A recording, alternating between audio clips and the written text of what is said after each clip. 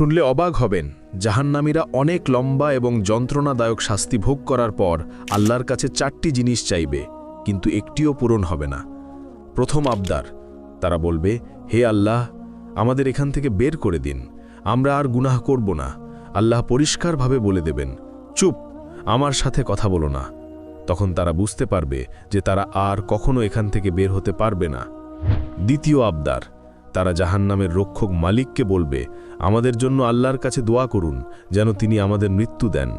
মালিক সঙ্গে সঙ্গে উত্তর দেবেন না, 1000 বছর পর বলবেন, তোমরা এখানেই চিরকাল পড়ে থাকো।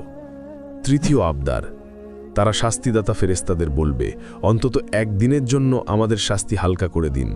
ফেরেশতারা বলবেন, তোমাদের কাছে কি স্পষ্ট পথ নির্দেশ নিয়ে রাসূলেরা আসেননি? তারা বলবে, হ্যাঁ। ফেরেশতারা তখন বলবেন, তাহলে এখন নিজেরাই প্রার্থনা করো। চতুর্থ আবদার, তারা